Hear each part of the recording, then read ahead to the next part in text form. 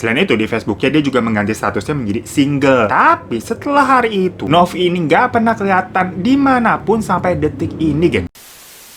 Hi everything, thank you udah klik video ini dan selamat datang di Mr. Things. Apa kabar dunia? Di mana? Di mana? Di mana?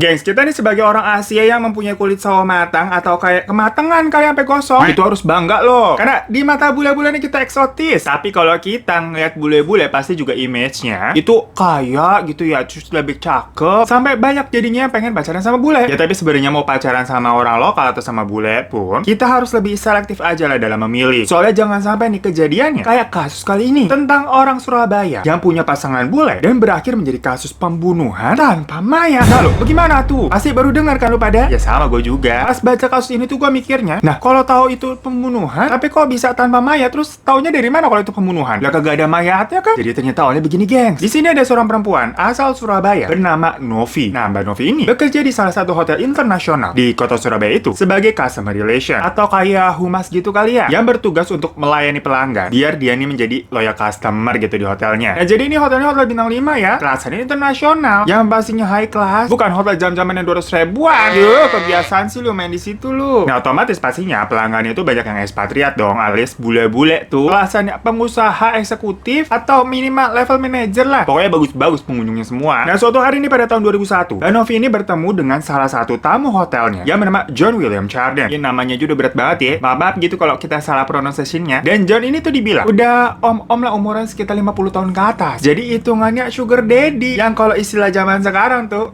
Soalnya tapi dia ini juga pengusaha tajir, geng. Nah, waktu itu saat dia lagi di Surabaya aja, maksudnya di sana ada dia bisnis trip. Si John ini pokoknya kerjaannya tuh sering banget muter-muter daerah Asia, khususnya ke Filipina, Thailand, dan Indonesia. Namanya lu kerjaannya cuma muter-muterin komplek doang gitu, nyari abang bakso cuanki. Tapi bakso enak kali ya, geng. Nah, pokoknya John sendiri ini itu berasal dari Queensland, Australia. Dan ternyata tapi ini dia memiliki catatan kriminal pada zaman dulunya, dimana pada tahun 90-an dia pernah masuk penjara karena telah melecehkan anak di bawah umur. Jadi ini tuh bule-bule pedofil, geng. Dimana saat itu John pernah memaksa ART-nya yang baru berusia 15 tahun untuk mantep-mantepan. Nah, ART itu kemudian menuntut si John. Tapi saat di persidangan, John ini mengelak atas perbuatannya tersebut dan beralasan kalau semua itu atas dasar suka sama suka. Karena si ART ini juga menerima duitnya waktu mau dibayar. Anyway, pokoknya di tahun 2001 itu waktu dia ketemu sama si Novi, John naksir lah itu sama Mbak Novi. Yang saat itu Mbak Novinya itu usianya 22 tahun. Jadi jaraknya 30 tahunan tuh. Ya namanya bule kan ngeliat orang kita demen banget ya. Dan Novi ini ditaksir sama bule juga senang-senang banget. Malah bisa dibilang Novi ini jadi bucin. Ya udah, akhirnya mereka pacaran itu. Tapi nggak lama setelah itu, mereka pun memutuskan untuk menikah di tahun yang sama, di tahun 2001. Dan setelah menikah, Novi diboyong ke Queensland dan berumah tangga di sana. Ala-ala Mama Gina sama Papa aja itu. Dari Bandung diboyong ke Korea. Kagak ada yang mau boyong gue apa nih? Bosen di pasar minggu mulu ya lah. Dan di sana pokoknya mereka juga dikaruniai dua. Nah, anak pertamanya bernama Chanel yang lahir tahun 2004 dan yang kedua bernama Alex yang lahir di tahun 2006. Nah, sebelum nikah dengan Mbak Novi, si John ini tuh sebenarnya udah jadi duda yang udah pernah menikah sebanyak 5 kali dan memiliki 2 orang anak dari istri-istri sebelumnya itu. Dan semuanya anaknya ini tinggal bareng sama si John. Jadi rame di tuh rumahnya. Nah, awalnya pernikahan mereka itu si adem ayem baik. Tapi lama-lama namanya rumah tangga tuh ada aja kan kayak nokta merah perkawinannya. Sampai akhirnya mereka ini sering cekcok dan perumah tangganya retak. Perumah tanggaannya apaan? Rumah tangganya pokoknya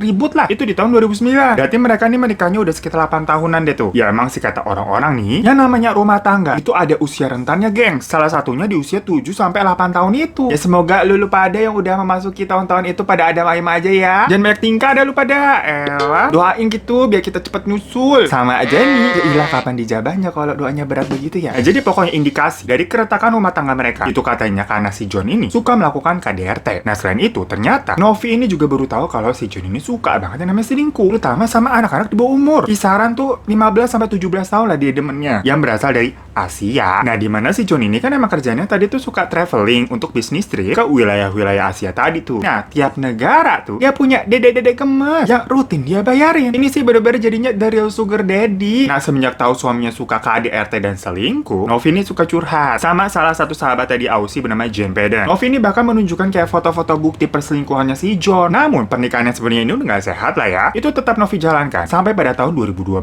Namun gimana, namanya hati seorang wanita kagak kuat kali ya di tengah jalan. Dan akhirnya dia memutuskan untuk benar-benar mau bercerai secara hukum. Nah, dalam proses perceraian, namanya juga demi anak-anak yang pada tinggal di rumah ya, Novi ini tetap tinggal serumah juga dengan si Johnny sambil menunggu surat cerai mereka tuh udah selesai. Sampai pada hari Rabu, 6 Februari 2013, pas lagi jam makan siang tuh, sekitar pukul 12:30 siang lah, namanya juga jam makan siang, Novi ini janjian sama pengacaranya buat mau mendiskusikan tentang surat perceraiannya. Nah, di situ Novi ini mau membawa putrinya namanya Chanel tadi untuk dititipin ke rumah temennya gitulah sebelum dia ketemu sama si pengacara. Namun tiba-tiba ternyata si John ini ternyata pulang. Nah, karena udah jatuhnya ketemu di rumah tuh, jadinya Novi minta izin untuk mau pergi keluar kan. Tapi John yang melihat pakaian Novi ini itu nyuruh si Novi cepet buat ganti baju sana. Soalnya menurut si John, baju Novi ini malu-maluin kayak perempuan miskin, kayak murahan gitu katanya. Dimana saat itu Novi ini cuma pakai kaos sama celana pendek doang. Jadi kayak pakaian di rumah aja gitu, padahal kan dia mau pergi. Ya tapi saat itu Novi cuek-cuek bae lah, bodo amat lah. Secara juga mereka mau cerai, jadi ngapain gitu ngurusin baju-baju orang. Yaudah akhirnya Novi ini tetap keluar dengan pakaian tadi tuh. Dan kala itu dirinya nih sempat terekam CCTV saat dia lagi pergi dan ngisi bensin di pom bensin. Habis itu juga terlihat kok si Novi ini masih sempat kayak drive thru McD geng. Dan di hari yang sama, Novi ini nge-update status di Facebooknya dengan bilang kalau dia akan sulit dihubungi sebab HP-nya itu rusak. Selain itu di Facebooknya dia juga mengganti statusnya menjadi single. Tapi setelah hari itu, Novi ini nggak pernah kelihatan dimanapun sampai detik ini, gengs. Nah, pada tanggal 8 Februari 2013, John ini membawa anak-anaknya pergi ke Jakarta untuk perjalanan bisnis tanpa Novi. Terus beberapa hari setelahnya di tanggal 10 Februari, teman-teman Novi ini menyatakan bahwa Novi dilaporkan menghilang. Terus besokannya 11 Februari, mobil Novi ditemukan di dekat stasiun kereta api Nereng namanya. Namun yang aneh, di mobil tersebut ditemukan banyak bercak-bercak putih yang kayak ganjil gitu lagi. Dan pada tanggal 25 Februari, John ini pindah ke Bali. Tadi kan dari Jakarta. Ceritanya dia pindah ke Bali untuk membawa anak-anaknya liburan karena sebelumnya kan bapaknya kerja tuh di Jakarta. Nah, saat di Bali, dia ini diwawancarai oleh kepolisian Australia mengenai kasus hilangnya si Novi karena kan mereka ini belum bercerai ya, atau surat perceraiannya itu belum keluar. Dimana polisi curiga kalau Novi sebenarnya adalah korban pembunuhan dan si John ini selaku yang masih suaminya statusnya ada orang yang paling berpotensi membunuh si Novi. Polisi kemudian menyusuri rumahnya John di Aussie sana, terus sampai menggali halaman belakangnya tuh. Dan proses penggaliannya nggak cuma dilakukan sekali kok, gengs. Karena si polisi ini bersuuzon sama si John. Jadi beberapa kali tuh di tempat sini digali, di situ digali, di sana digali, sampai itu memakan proses setahun dari 2013 ke 2014 buat mencari bukti, tapi nggak ada tanda-tanda keberadaan Novi di rumah tersebut. Nah, meskipun seluruh kemampuan dari polisi ini dikerahkan ya, dan juga udah interview ke banyak orang, sampai pencarian menggunakan anjing pelacak pun, terus tadi gali-gali rumah, tapi polisi tetap aja masih belum bisa menemukan clue atau kayak info-info keberadaan Novi itu di mana. Sampai akhirnya polisi ini udah kayak mulai menyerah, geng. Ya akhirnya menggunakan cara terakhir, yaitu mengumumkan melalui media dengan bilang barang siapa yang tahu dan bisa menginfokan keberadaan Novi hidup atau tidak akan mendapatkan hadiah sebesar $250.000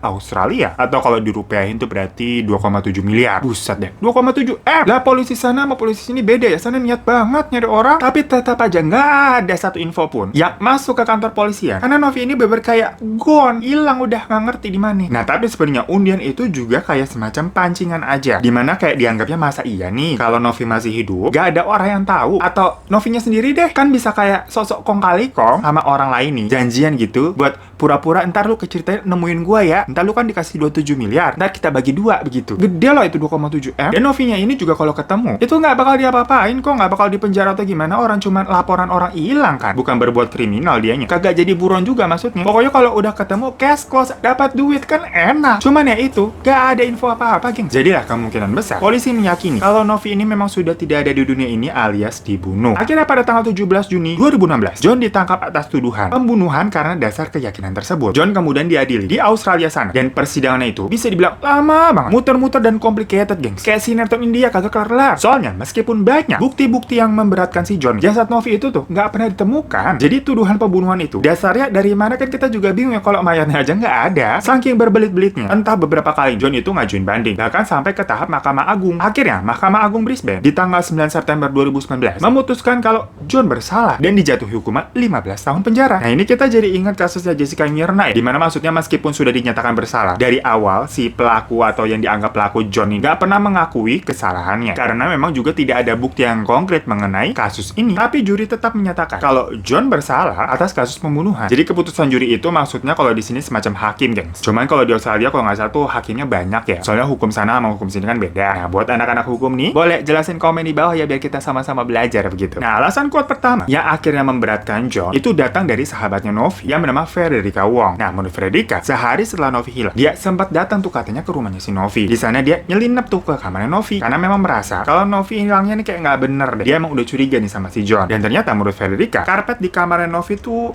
basah, kayak abis dicuci gitu, geng. Selain itu, mesin pengering di rumah itu juga kayak lagi muter, lagi bekerja. Nah, dia ini tahu banget nih karakternya si John. Kagak mungkin nyuci apa-apaan, boro-boro nyuci baju. Orang kerjanya KDRT nyuruh-nyuruh mulu. Jadi dia sujon nih. Kalau jangan-jangan ada kayak bukti darah atau ya apalah gitu yang ingin dihilangkan, makanya dicuci. Selain itu, Frederica juga bersaksi di persidangan kalau sebenarnya sebelum Novi benar-benar menghilang, Novi sering ngomong ke Frederica tentang kemungkinannya kalau dia bakal hilang. Maksudnya si Novi tuh. Nah, di sesi curhatnya itu, Novi sering banget nyebutin kalau nanti nih suatu hari gue bakal hilang. Itu pasti karena ulah si John, karena udah ngebunuh gue. Semacam kayak gitulah. Nah, bentar nih. Kalian pernah nonton film Gone Girl nggak? Ini mirip banget, gengs. Lagi-lagi nih kasus-kasus kayak begini kok mirip film semua ya. Dan pernyataan itu dianggap kalau Novi ini sebenarnya udah ngerasa kalau dia dalam bahaya dan was-was sama keadaannya sendiri. Nah, selain itu ada yang aneh juga nih, gengs. John ini pernah nawarin barang-barang pribadinya Novi nih ke Frederica. Semacam kayak ada tas Prada, terus gantungan kunci LV, tas-tas mahal lah pokoknya. Sampai mobilnya Novi itu juga mau dikasih ke Frederica. Yang seakan-akan nih kok John ini mengetahui kalau Novi tidak akan balik-balik lagi ngambil semua barangnya itu. Dan si John ini memang menawarkan barang-barang tersebut ke Frederica. Itu buat kayak ngerayu, lu mau mantap-mantapan sama gua nggak, ntar gua kasih ini begitu loh. Jadi emang udah bejat nih kakek satu nih. Temen istrinya sendiri mau disikat. Nah, selain Frederica, ada saksi lain nih, gengs, yang bernama Marshall. Dia adalah rekan bisnis dari si John tuh di Filipina. Nah, menurut Marshall, di tahun 2012 ketika mereka lagi meeting-meeting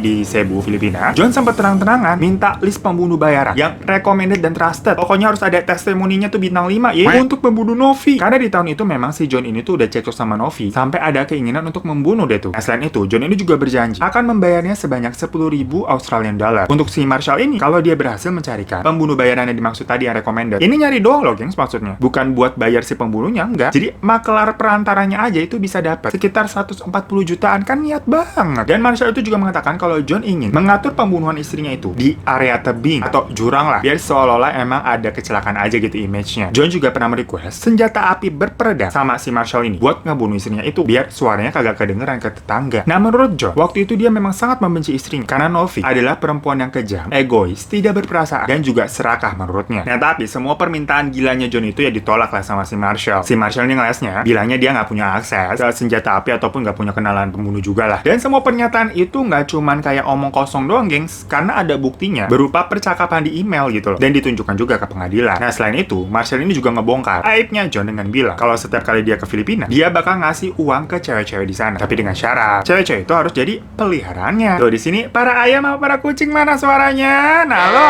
hati-hati lu kalau sugar daddy-nya begini, serem lu. Nah, pokoknya kesaksian tadi itu sangat memberatkan John. Ditambah ada kesaksian lain yang datang dari anaknya sendiri bernama Candice. Nah, tapi by the way, Candice ini itu adalah anak dari istrinya John yang sebelumnya, jadi bukan anak kandungnya Novi, gengs. Dan menurut Candice, 2 hari setelah Novi menghilang, Candice ini sempat datang ke rumah ayahnya itu buat ngejenguk sekaligus bersih-bersih. Nah, saat Candice kesana terus ngelapin rumah, John menyuruh Candice untuk membuang 1 kotak. Tapi Candice itu diminta untuk nggak buka kotak tersebut. Ya orang dibilang kayak begitu ya makin kepo. Kenapa gitu kagak boleh buka? Ya akhirnya dibuka lah sama si Candice dengan menggunakan sarung tangan, soalnya takutnya ada apa-apa. Ternyata di dalamnya itu terdapat senjata api dan sebuah borgol. Nah, setelah kaget sama isi kotaknya begituan, ya sama Candice buru-buru ditutup dan beneran dibuang. Nah, si Candice ini juga pernah mencoba melacak iPad-nya Novi untuk mencari keberadaannya di mana. Kan bisa kan kita ngelacak pakai kayak kalau iPhone hilang gitu. Setelah dilacak, ternyata posisi iPad-nya Novi itu terakhir berada di dasar sungai Nerang, gengs, yang tadi deket kereta api Nerang itu. Pokoknya di daerah Gold Coast Australia lah. Berarti kemungkinan ini spekulasinya Novi itu dibunuh menggunakan pistol yang tadi ada di kotak dan mayatnya dibuang ke sungai. Habis itu di persidangan, John ini sebenarnya mengakui kalau sebenarnya dia ini nggak suka dan udah marah sama si Novi karena memberikan gugatan cerainya. Dan sebelum proses cerai, John mengaku kalau ia udah berunding dulu nih sama si Novi soal hak asuh anak dan pembagian harta gonong gini. Tapi saat surat cerainya keluar, John ngerasa kok kayak akses ke anak-anaknya itu dibatasin banget. Selain itu, pembagian harta gono gininya juga kayak nggak serak gitu di John. Soalnya si Novi ini minta 50%, di mana hal itu termasuk aset rumah mereka, 2 buah pabrik, dan investasi-investasi lainnya. Jadi kayak maruk gitulah. John juga mengatakan kalau istrinya itu sebenarnya selingkuh juga loh dengan laki-laki lain bernama Ben, dan sering pergi sekitar 3-4 hari dalam seminggu lah sama selingkuhannya itu. Jadi bukan cuma John doang di sini yang selingkuh. Dan semua tagihan selingkuhnya si Novi dengan dengan band ini itu dibebankannya ke tagihannya si John, ke kartu kredit maksudnya. Nah, John pokoknya berkata kalau Novi ini nggak pernah melayaninya lagi sebagai istri. Namun dia menyangka semua tuduhan pembunuhan dengan bilang meskipun dia ini marah dan udah benci sama si Novi, dia nggak pernah dan nggak bakal untuk ngebunuh istrinya sendiri. Meskipun sampai akhir nggak ada bukti yang konkret ya, yaitu mayatnya Novi yang bisa menunjukkan kalau itu beneran pembunuhan. Tapi juri tetap memutuskan kalau John dijatuhi hukuman 15 tahun penjara karena kasus pembunuhan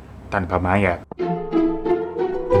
Jujur pas baca kasus ini tuh bener-bener kayak ngerasa ini tuh cerita gondrol banget, gengs. Yang kalau di film sih plot twistnya agak nyebelin nih. Dimana kalau di film nih, alurnya sama persis tuh kayak tadi tuh. Istrinya hilang setelah mereka cekcok mau cerai, sampai suaminya tuh dihukum dan dituduh. Tapi ternyata si istrinya ngumpet aja sampai nggak ketahuan orang-orang dan emang sengaja menghilang biar si suaminya ini dipenjara dan emang mau menghancurkan kehidupan si suaminya ini. Nah, cuman itu kan kalau di film ya. Tapi kalau ini kan kejadian nyata yang sampai sekarang keberadaannya Novi itu bener-bener nggak pernah diketahui di mana, seolah-olah Kwon. Menurut kalian gimana? Apakah John ini benar-benar bersalah dan melakukan pembunuhan? Komen di bawah ya. Yaudah, thank you semua yang nonton channel ini. Jangan lupa klik subscribe buat yang belum. Kalau kalian udah subscribe, terima kasih banyak kalau udah support. Boleh minta like ya juga dan follow Instagram gue @herotadifan. Sampai jumpa di kasus Mrs. Ting selanjutnya.